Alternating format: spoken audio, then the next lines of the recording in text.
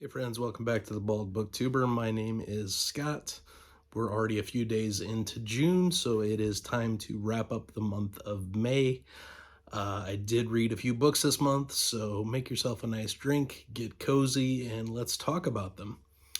If you watched my mid-month check-in, you have a pretty good idea of what I had read to that point, so some of this will be a rehash. No way around that. I did read a couple of things from that point, so I didn't get as far into things as I maybe would have hoped, but I am overall pretty happy with the progress this month, especially after April was one of my weaker reading months in the last year and a half or so, so not too bad. We'll talk about my reading stats at the end of the video. In my next video for June, I'll go ahead and provide some stats for year-to-date thus far, because that's about the midway point of the year. So as always, we'll be going from least favorite to most favorite. I will have my book of the year in there, not at my favorite level because a couple of my rereads I did enjoy more than my book of the month, but overall I did mostly enjoy everything that I read, and everything was 3 Stanley nods or higher, which I can't complain too much about. So starting at the least favorite, I did apply for and receive an advanced reader copy of Extra Easy Keto by Stephanie Lanska.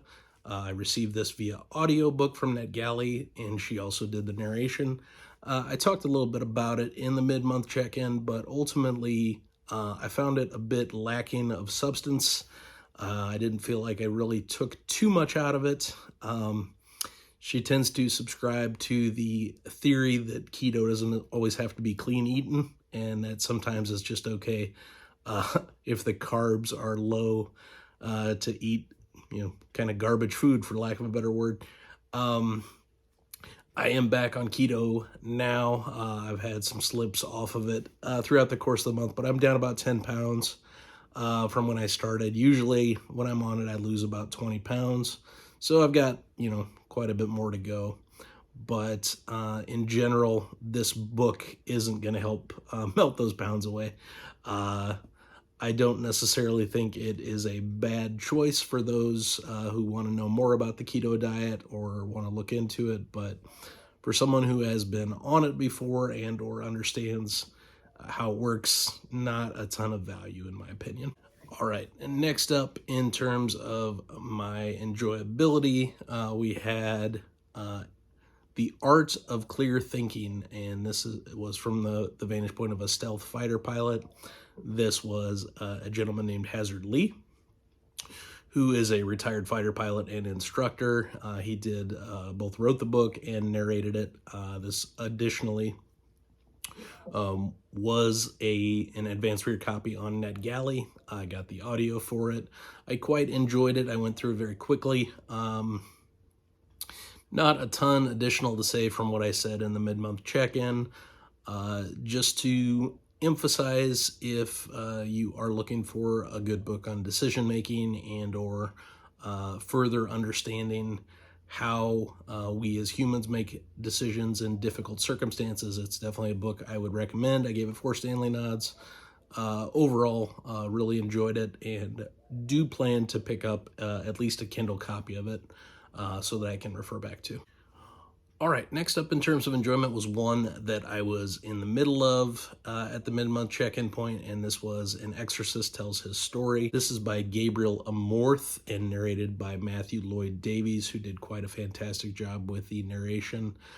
We had just seen the movie with Russell Crowe, The Pope's Exorcist. I thought Crowe was fantastic in it. He plays this Amorth character, who was a real-life exorcist specifically for the Pope in the Vatican, and took on some of the most challenging cases of demonic possession. As I mentioned in that previous video, exorcism isn't really my thing. I don't really get into it too much, but I was a bit enraptured by this particular individual and wanted to know more about him specifically. there are definitely themes and so forth within the text that I did not appreciate. Some of them were maybe a product of their time, as it were, but he definitely had some opinions that definitely would not play well in the modern world. Definitely had his own biases and things that shone through within the text, but overall, I am glad that I listened to it. It was free on Audible. I gave it 4 Stanley nods. It's not perfect, but it did do, I think, a nice job of showing what he believed in and the power of his faith and so forth. So quite glad that I took the opportunity to listen to it, and I don't know that I would say it's something that I would recommend to others unless they are quite fascinated by the subject matter and or want to learn more. All right, next up we have Sailing to Sarantium. This is book 1 of the Sarantine Mosaic, which is a duology. Second book being Lord of Emperors. My plan over the last couple of months has been to read this book. I missed out on a read-along in April, and so I thought, well, I'll just read both of them in May, and I only got one of them read. So I got Lord of Emperors started, but it's going to bleed into June, so that is what it is. I did learn recently, and this makes me smile and is worth sharing, I did learn recently that unwillingly I am part of a plot to prevent Alan from the Library of Alexandria from reading these books. So unbeknownst to me, the very process of me reading the book and updating it on Goodreads has prevented him from being able to read it. So I'll provide a short clip to you about what I'm talking about here. I find it hilarious. Alan, if you are watching, we are not enemies, my friend. If you ever want to read anything together, you let me know. So, and something else by Guy Gavriel K. I'm either like I want to read like the Guy Gavriel K books I wanted to read the most were the Sarantine Mosaic. I can't read those now. Why? Because everyone I freaking know is reading the Sarantine Mosaic right now. Like really? Every time I scroll through bloody Goodreads, like, oh, so-and-so read Sarantine Mosaic. Yes.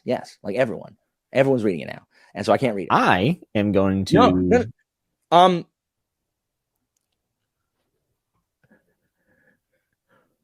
Oh my gosh. I just like... What just happened? I don't know. I thought of something and then completely forgot. Scott! Sorry. It came back. Yes. You and Kai and maybe is Kai reading it now? You and Madison read it recently, like last month, and someone else just picked it up besides you. So yes, unfortunately, Scott, you are part of the problem. Apparently, yes, yeah. Well, I mean, maybe Scott wants to be. How dare you enjoy that book, Scott? Maybe Scott wants to be numbered among my enemies. I don't know. Like, Scott's like the nicest guy. It's like literally the nicest.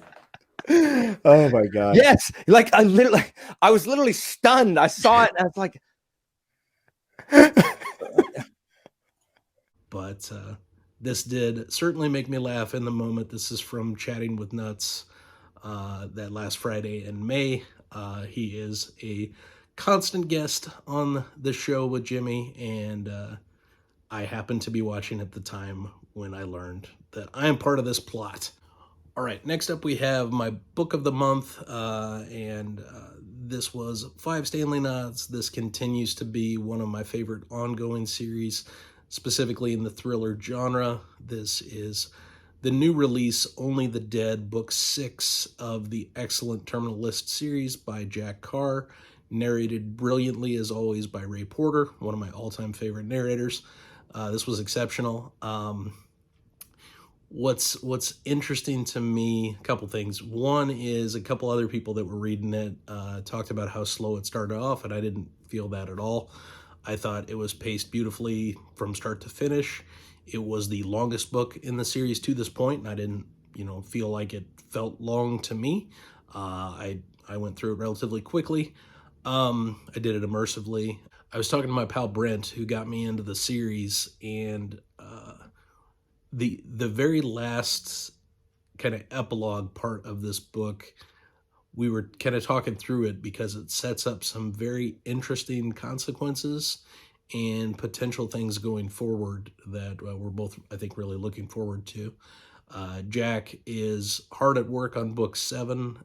In addition, he's going to be writing a creative nonfiction book that goes over the bombing of the Beirut barracks, which is something I don't know too much about. It happened when I was 4 years old, so I'm interested to see his take on creative nonfiction. But mostly I'm looking forward to book 7 to see where this plot line goes, because it definitely was not one that I personally saw coming. So, which, doesn't mean a lot. I don't see a lot of things coming, but I wanted to make sure I read it correctly and didn't misunderstand anything. So I read that part a couple of times and waited for Brent to explain it to me. And he's like, yeah, I thought you were going to explain that part to me. So, so kind of fun. And can't wait till the next entry in this fantastic series. All right, next up, in terms of my enjoyment, 5 Stanley nods, a reread, and one that I adored the first time, probably loved even more this time. It is a book that even among Red Rising fans tends to be rated lower, which I simply don't understand. It's Iron Gold. It's the 4th book overall, the first book in the 2nd trilogy. Well, it's going to be a quartet now, but was initially going to be a 2nd trilogy. I think the writing is vastly improved as Pierce Brown goes along, and I think it's fantastic in this book. I love the multiple points of view. First person presence, I don't like very much, but it tends to work in this series for me, so that's okay. But being able to get introduced to these new characters, and in particular, I really like Ephraim, and I love the narrator who does Ephraim's voice, John Curlis. I think he's fantastic. Of course, we get Darrow's point of view from the wonderful Tim Gerard Reynolds. I don't like the narrator for Lyria at all, and I did this immersively. And the narrator in this one for Lysander is not spectacular either. As we move into Dark Age, which I've started my reread on that and having a great time, Lysander is voiced by James Langton, one of my all-time favorite narrators, so that is an improvement. As we get to Lightbringer, I'm told that Tim Gerard Reynolds is going to do all of it, so that's fine with me, although I am going to miss John Curlis and James Langton with that news, but TGR can do no wrong in my eyes. He's fantastic, so no problem there. I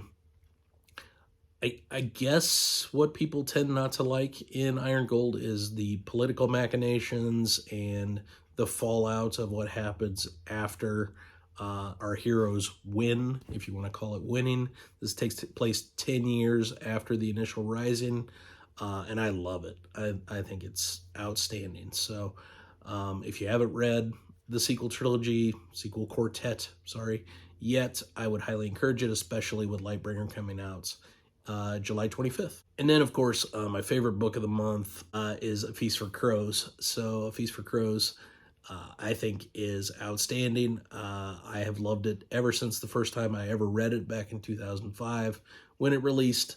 I've loved it every time since. This was no exception.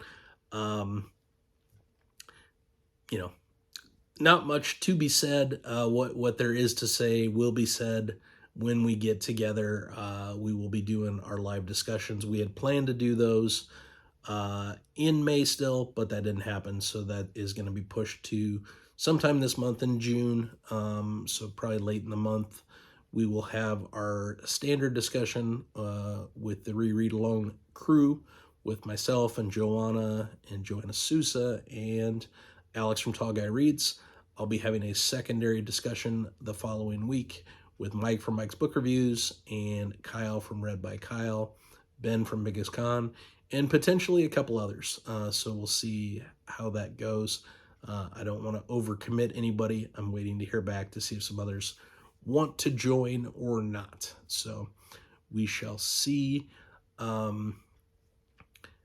But that is pretty much the books that I've read. So let's talk reading stats. And I think I forgot to go over my reading stats in April.